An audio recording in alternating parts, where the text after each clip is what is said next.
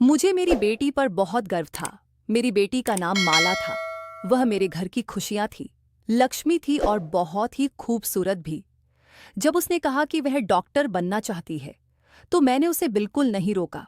मैं उसे क्यों रोकती? मैं चाहती थी कि वह डॉक्टर बने, लेकिन हम लोग गरीब थे। फिर भी बड़ी मेहनत करके उसे डॉक्टर बनाया था।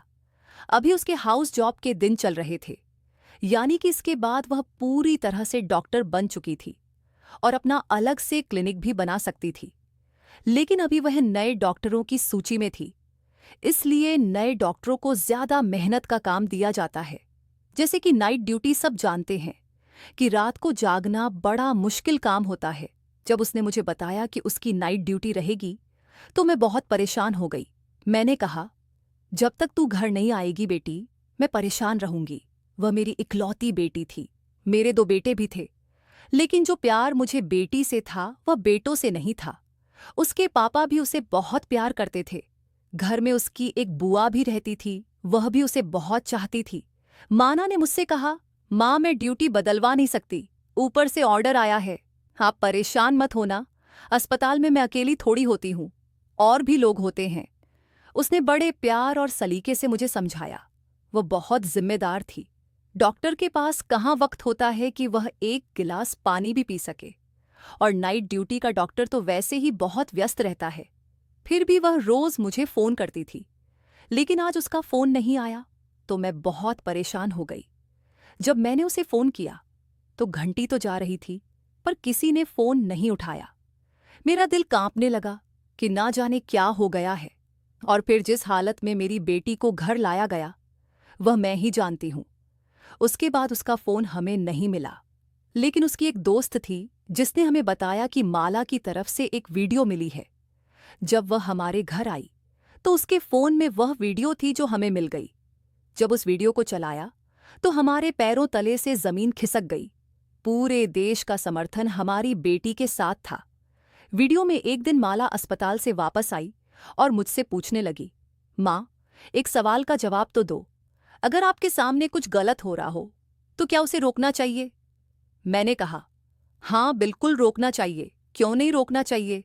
ये तो भगवान भी कहता है कि हमेशा सच्चाई और हक का साथ देना चाहिए। मेरी बात सुनकर वह कहीं खो गई। मैंने उसे कहा, माला खाना खा ले। कहाँ खो गई है? देख, आज तेरी पसंद का दाल भात बनाया है। ये उसका पसंदीदा खाना था और वह देखते ही खुश हो जाती थी। लेकिन आज वह कहीं और ही खोई हुई थी।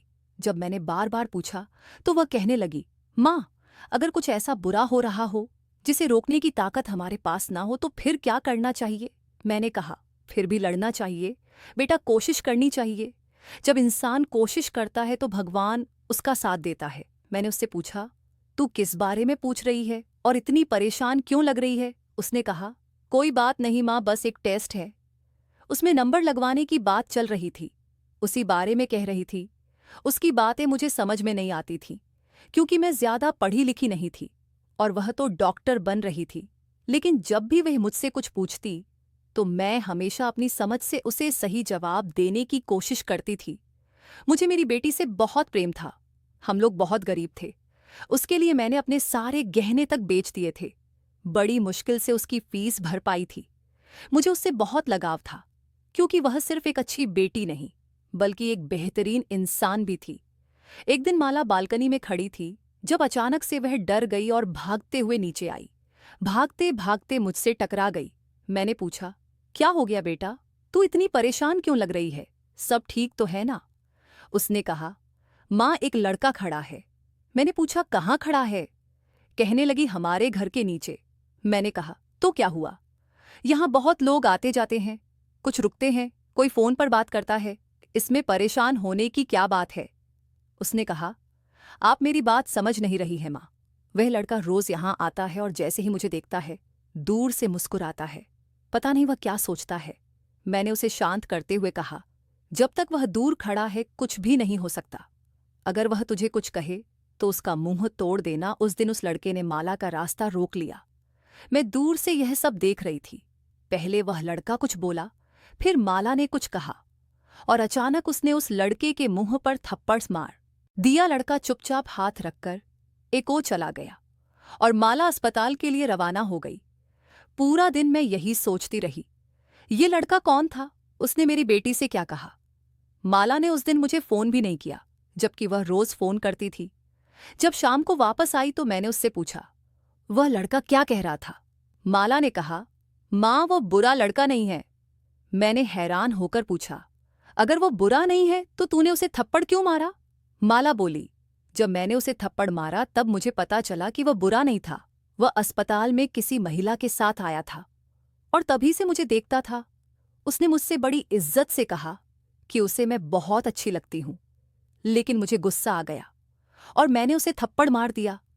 मैंने पूछा, फिर क्या हुआ?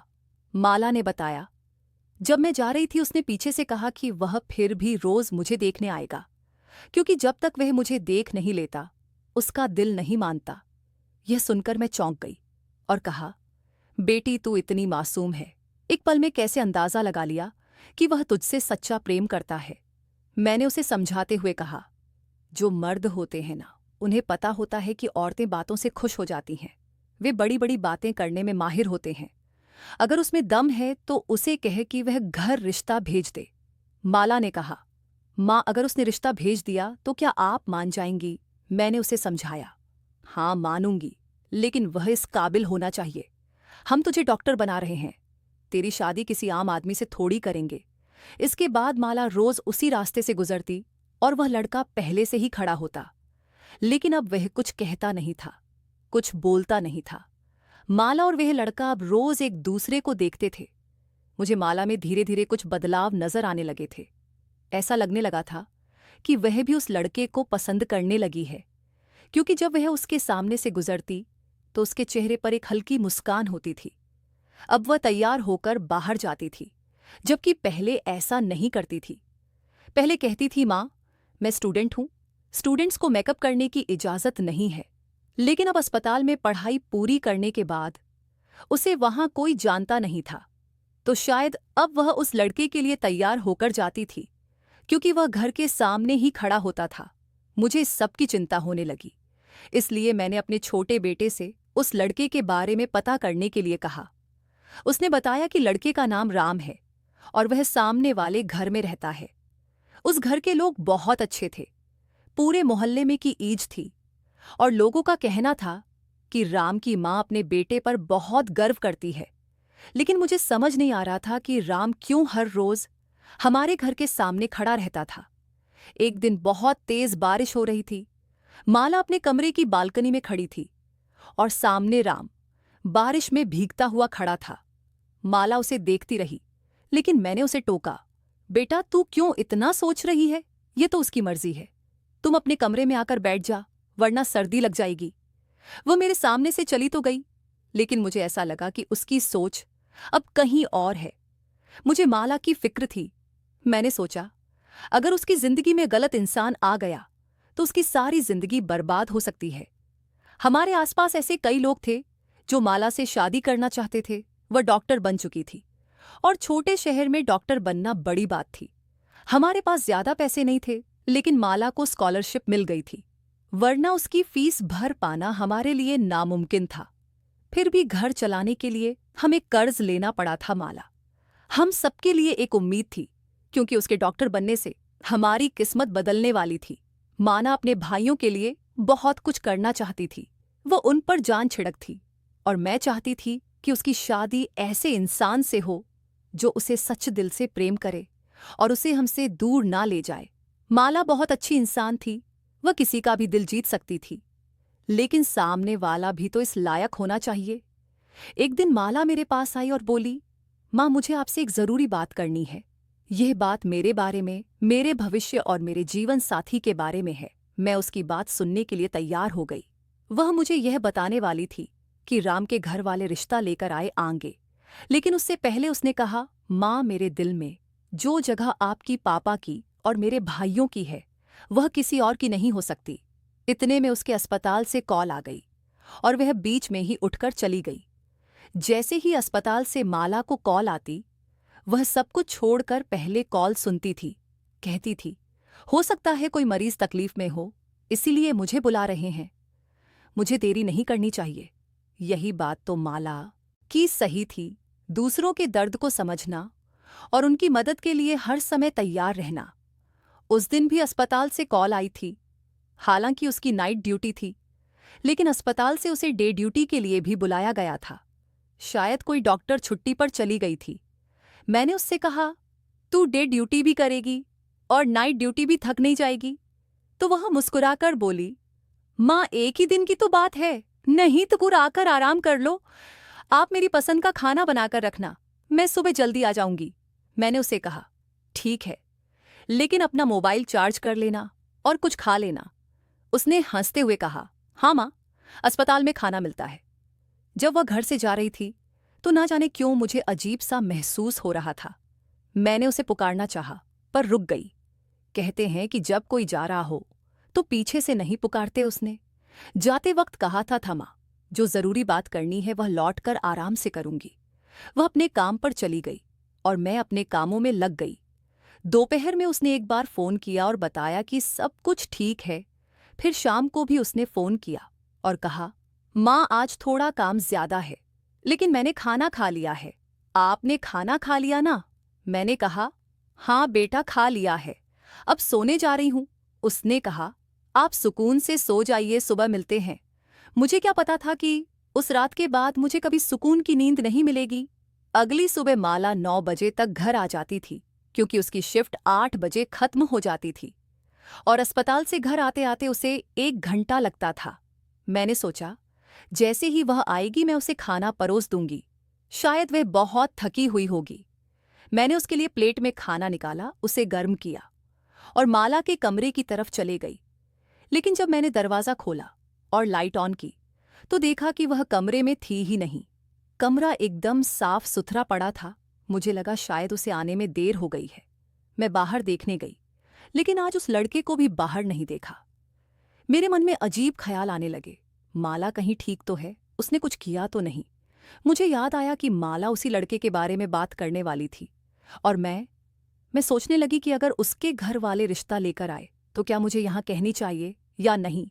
2 घंटे बीत गए पर माला नहीं आई।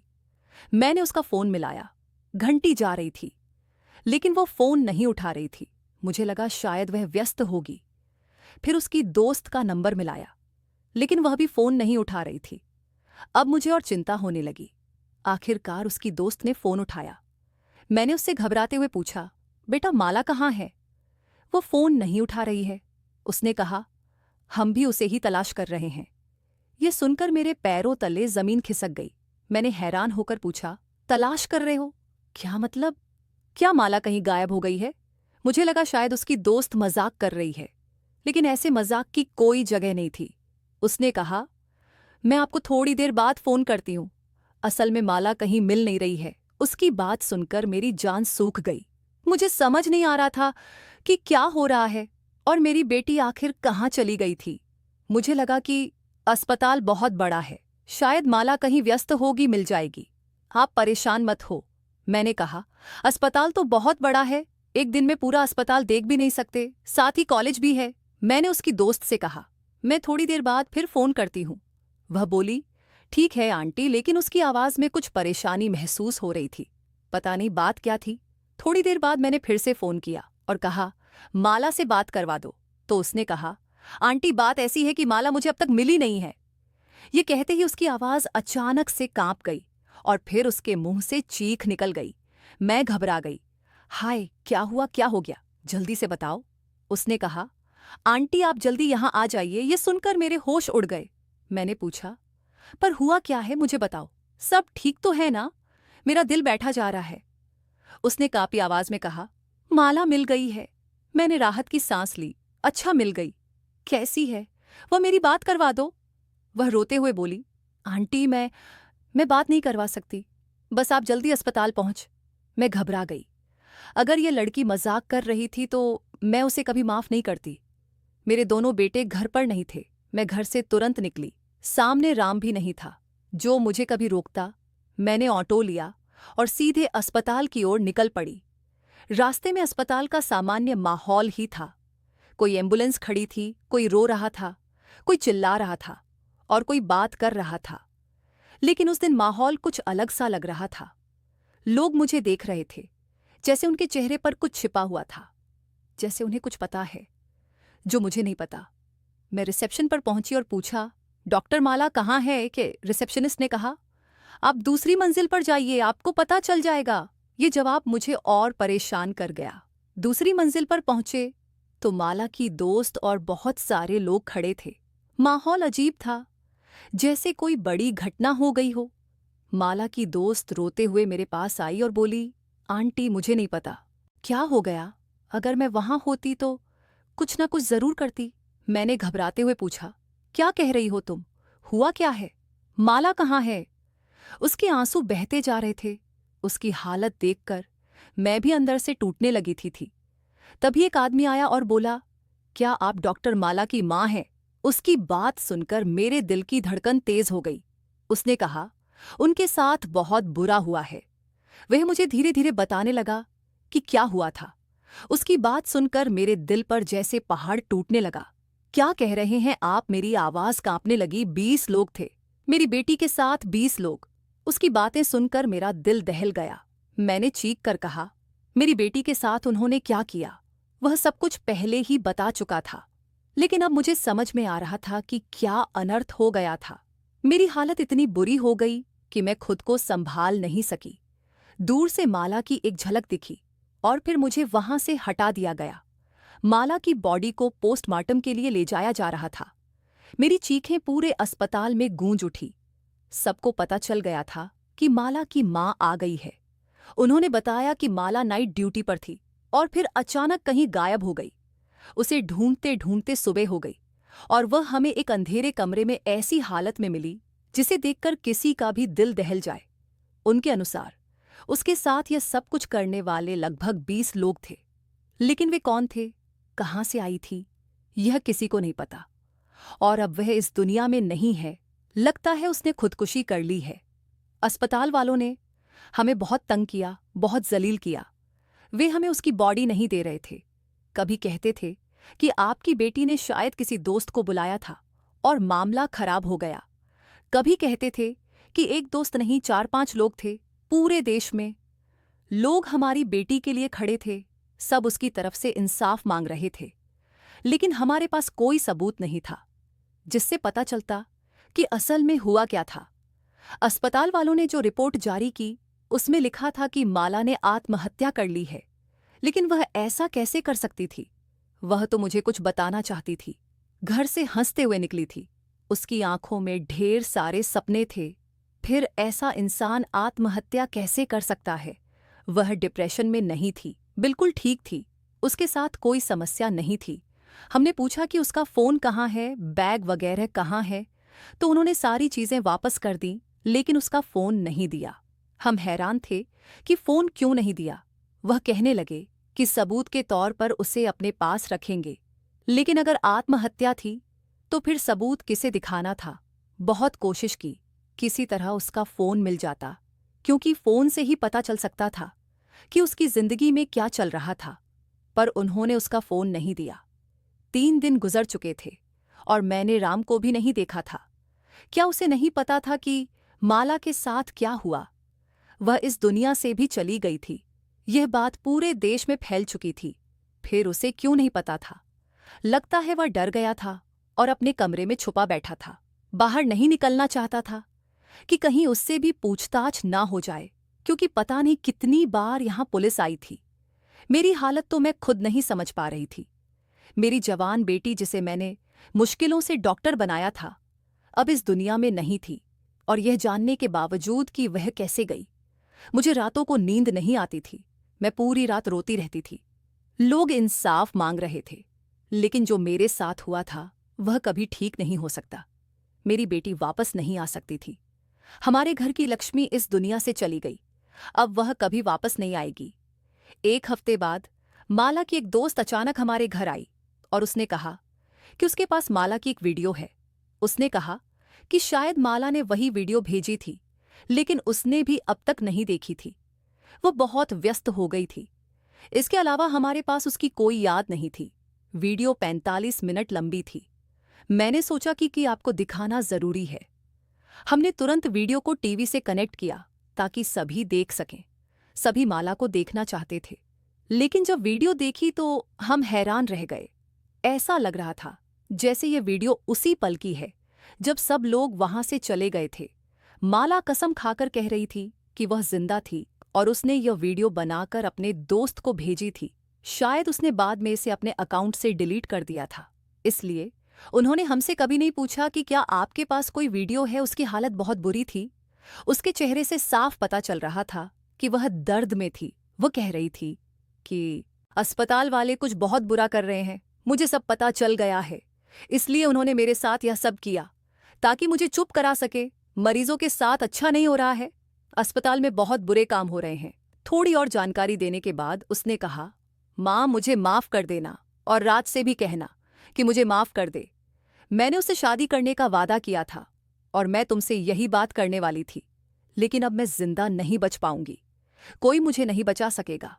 वह अपने भाइयों के नाम लेने लगी और कहा, परेशान मत होना और तुम लोग मेरा ख्याल रखना। आखिर में उसने कहा, मैं तुम सबसे बहुत प्यार कर हूं, तुम सब मेरे लिए बहुत खास हो। जहां भी रहूंगी तुम सबको याद करती रहूंगी, मेरे लिए उदास मत होना। ये वीडियो देखकर मेरा दिल बहुत दुखी हुआ। माला की दोस्त कह रही थी, इस वीडियो से हम इंसाफ दिला सकते हैं। मैं फिर से बहुत बड़े दुख में चली गई।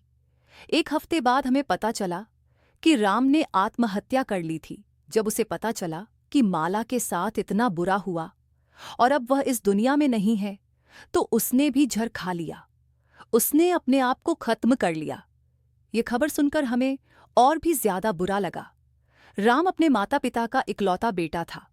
वह माला से बहुत प्यार करता था। जब उसे पता चला कि माला इस दुनिया में नहीं रही, तो उसने भी आत्महत्या कर ली। अब इस बात को 1 महीना हो गया है, लेकिन असली मुजरिमों तक कोई नहीं पहुंचा है। लोग अपनी अपनी बातें कर रहे हैं, अपनी कहानियां सुना रहे हैं। मेरे पास बहुत से लोग आए हैं, मुझे दिलासा दिया है, कहा है कि सब ठीक हो जाएगा, लेकिन मुझे कुछ भी ठीक नहीं लग रहा है। आप ही बताएं कि अब क्या करें। दिन पर दिन गुजरते जा रहे हैं और वह लोग अभी भी पकड़े नहीं गए हैं। आपको क्या लगता है कि माला को इंसाफ मिलेगा? दोस्तों, वीडियो कैसी लगी कमेंट करके ज़रूर बताएं और वीडियो को लाइक और चैनल को सब्सक्राइब ज़रूर करें।